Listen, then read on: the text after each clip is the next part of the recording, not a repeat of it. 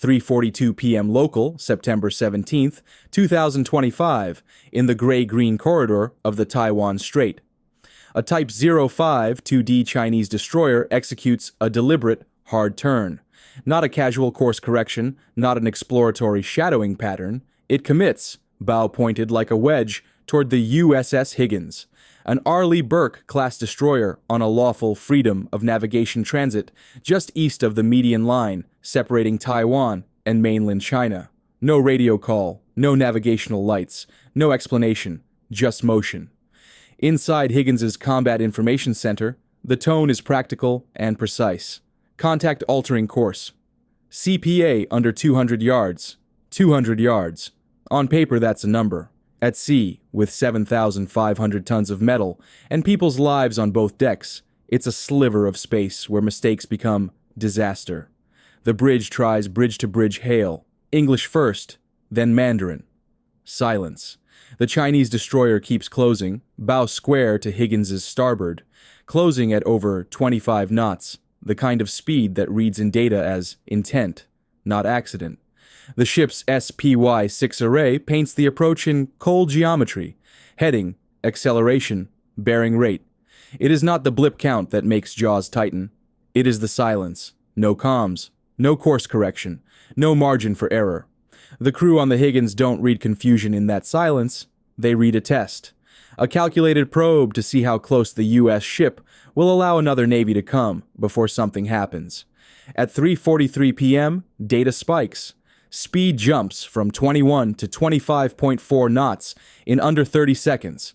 Not loitering, not routine. Intercept speed, a purposeful vector toward Higgins's starboard bow. CPA drops to 185 yards. The bridge repeats the math aloud. If that number hits zero, collision. If collision happens intentionally or by miscalculation, it stops being a localized incident. It becomes an international crisis. Bridge to bridge goes out again, voice clear and measured. Unidentified Chinese naval vessel. This is a United States warship conducting lawful transit. Alter course immediately. Still nothing. They broadcast the same in Mandarin. Still nothing. Discipline, not theatrics, runs the ship. No shouted orders. No panic. Every console clicks. Every log is time-stamped. Every voice recording is backed up. If this becomes history, the evidence will be the difference between accusation and accountability. The crew tags the contact. Type 05 2D, Liu Yang 3 class. The analysts in CIC annotate the threat profile: HHQ 9 surface to air, YJ 18 anti-ship missiles, a 130mm deck gun, a full suite of sensors that can threaten aircraft and ships alike. Outside, the Higgins Mark 45 5-inch mounts rotate with intent, not to fire, but to show capability. It's a demonstration of posture, one that says, calmly, we can respond if you force escalation, but we aren't lighting the fuse. Non-kinetic measures come online.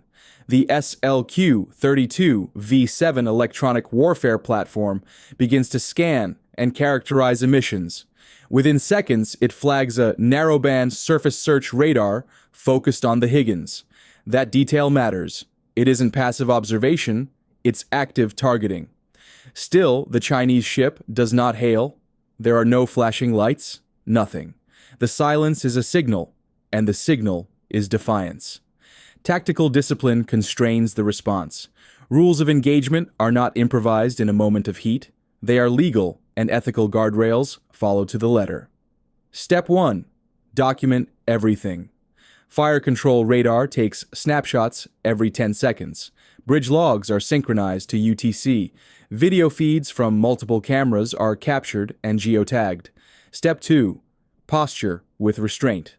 The 5-inch gun slews slowly, visible to any observer, a measured motion intended to deter without provoking. Step 3.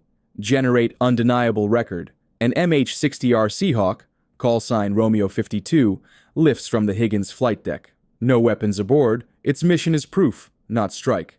The Seahawk climbs to 200 feet, rotor wash tearing at the sea's oily skin. Its FLIR pod activates, painting a high-definition thermal map of the Chinese destroyer, bridge crew, radar domes, exposed deck positions, the gun mount shrouds off. The camera locks in, the imagery geotags, the timestamp etches into the metadata.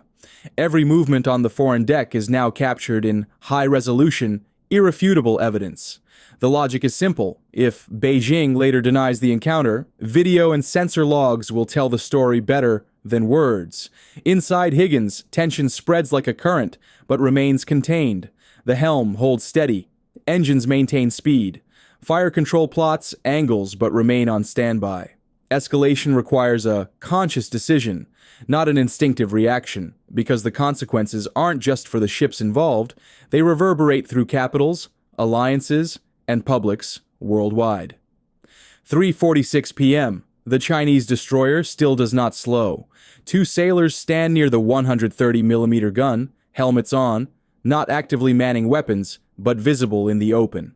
It's a posture, ready enough to intimidate, ambiguous enough to claim harmlessness. The Higgins command faces the classic operational fork, shadow and avoid, a lower-risk posture that prolongs the contact and may invite more pressure, or push through and assert lawful passage, increasing immediate hazard, but reinforcing precedent. They elect methodical resolve. The Higgins will not flinch from lawful navigation. Every action is chosen to preserve legal standing while minimizing risk. Record, posture, document, report. The CIC calls the timing contact, steady bearing. CPA under 150 yards, 1 minute to intersect. The math is unforgiving. There is no second chance here. If the Chinese ship crosses a line, the consequences could be kinetic and immediate.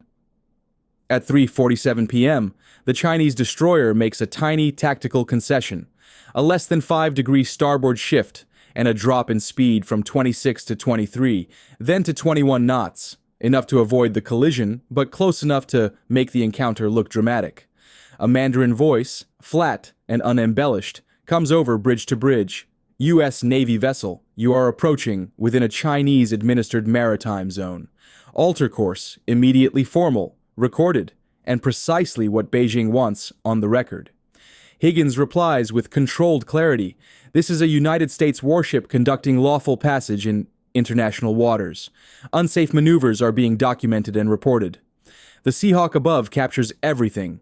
Audio, thermal, optical. Deck cameras catch the gestures. On the Chinese ship, crew step away from the gun. A sailor raises both hands, palms out, a maritime gesture that reads like a shrug. The dangerous part of the dance is done, but the message remains. No bowing out, no capitulation, just a calibrated finish. The immediate peril subsides, but the broader contest does not. What played out in those few intense minutes is a microcosm of a sustained strategic pattern. Over months, Chinese maritime strategy has tightened its embrace around what analysts term gray zone operations, actions designed to coerce and normalize aggressive behavior without crossing the formal threshold into open conflict. Close passes, calibrated harassment, and silent intercepts become behavioral benchmarks. If the international community does not consistently and visibly push back, the gray becomes accepted. For the U.S. Navy, the fight is as much about proof as it is about presence. Having spotless time-stamped logs, geotagged imagery, and clear radio calls creates a public record that wins the argument in diplomatic corridors, in newspapers, and in legal filings. For adversaries, provocation aims to elicit precisely the wrong kind of response on camera, an overreaction that can be framed as aggression. The objective, therefore, is to erode restraint through repeated pressure. So the Taiwan Strait incident was not an isolated quirk of navigation charts.